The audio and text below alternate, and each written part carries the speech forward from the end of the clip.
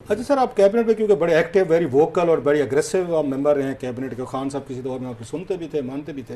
तो मेरे ये ज़राए कहते हैं कि उस वक्त भी कैबिनेट के इजलासों में जब एस्टेब्लिशमेंट वर्सेस पॉलिटिकल हुकूमत बात होती थी, तो दो तीन लोग बड़ा इंस्टिगेट करते थे इमरान खान साहब को अग्रेसिवली, जिसमें शीरी मज़ारी साहब का नाम लिया जाता है, उसमें आज़म सवाती साहब का लिया जाता है, कुछ और कोई लीगल साइड पर भी उनके कोई एडवाइज़र थे। तो वो कहते थे खान साहब को डट जाओ, जैसे उन्होंने कहा था नवाज शरीफ साहब को कभी कहा गया था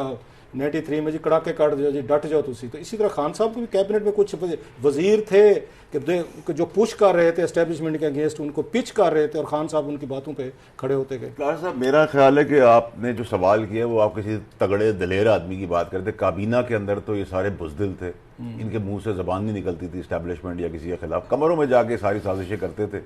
कान में करते थे, दो दो तीन तीन के टोले में जाके करते थे, ख़ास के साथ कनेक्ट होकर करते थे।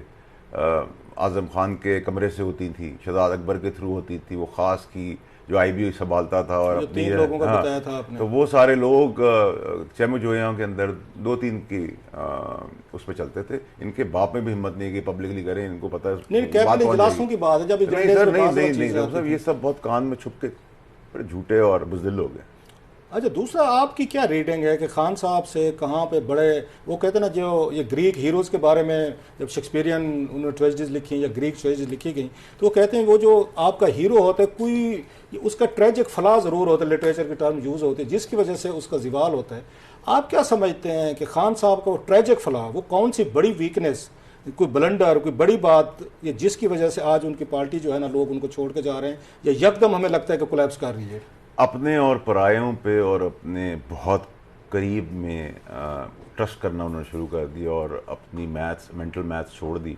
और उनकी बातों पे आके उस डगर पे चल पड़े। और इंसान होता है, इंसान से गलती होती है। मेरे वालिद हमेशा कहते हैं कि जब अल्लाह ताला किसी को नवाजता है तो उसको अकल दे देता है, और जब उससे वापस लेता है चीज़ें तो उसकी अकल ले लेता है।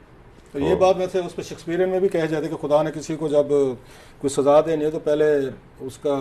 दिमाग जो है ना, सब इंसानों पे अप्लाई करते हैं, हम पे भी करते सारी चीज़ों पे। तो आपका ख्याल है कि खान साहब ने सुनना बंद कर दिया था, या मेरी रीडिंग है, आप प्लीज़ करेक्ट मी, कि खान साहब जब यहाँ से ये सुप्रीम कोर्ट से एज ए विक्टर के तौर पर लाहौर गए और बड़े प्रोटोकॉल के साथ अदालतों ने भी छोड़ा उनको, बड़ा उन्होंने इज्जत भी थी, यहाँ से गाड़ियाँ भी गई, सब कुछ गया, तो खान साहब ने जो वहाँ से जाके तकरीर की थी जो उस रात वाले, अगर आप देखें, और वीडियोस भी आई थी उनकी जिसमें उन्होंने कोई एक दो गाली भी दी थी कि नैब के लोग गए थे यहाँ पे, तो खान साहब की जो स्पीच थी एक विक्टर स्पीच होती है। जैसे वो, मैं कहता हूँ सीजर जो है जब गाल फतह करके रोम में एंटर हुआ, क्योंकि गाल फतह करना मुश्किल काम था, तो बहुत बड़ा समझा गया था कि सीजर गाल फतह करके आया, इतने बरसों से नहीं हो रही थी, तो इसलिए उसको कंस्पिरेटर जो थे उसके खिलाफ होकर उन्होंने जो भी किया वो सामने है। तो आपको लगता है कि खान साहब को भी यही लगा है कि मैं गाल फतह करके रोम में वापस जा रहा हूँ, जमान पार्क जा रहा हूँ, लिहाजा वो जो तकरीर की थी जिसमें उन्होंने चेयरमैन नैब, ISPR और बड़े बहुत सख्त लफ्ज मैं वो इसमें नहीं यूज़ कर, डू यू थिंक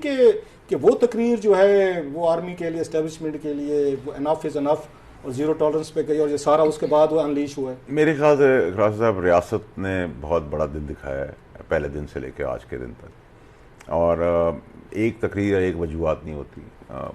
बहुत सारी वजूहत होती है। वो कंपाइल हो गई और मेरा अपना ये ख्याल है कि जो रेड लाइन क्रॉस की गई, जो शोदा तक हम पहुंच गए और कब्रों तक हम पहुंच गए और हमने वो काम कर दिया जो दुश्मन मुल्क चाहता है ज़िंदगी भर में और 65 साल में नहीं हुआ, उसके बाद तो मेरा ख्याल है कि उस ब्लंडर को आप ख़ुदकुशी कह सकते हैं, आप सियासी ख़ुदकुशी कह सकते हैं। मैं तो उसको इस तरह ही समझता हूँ। और ये जब आदमी बहुत पॉपुलर आसमान की बुलंदियों तक चला जाता है और गलत एडवाइज़र्स के तहत वो चीज़ें करना शुरू होता है और पटरी से उतर जाता है और वो कहता है कि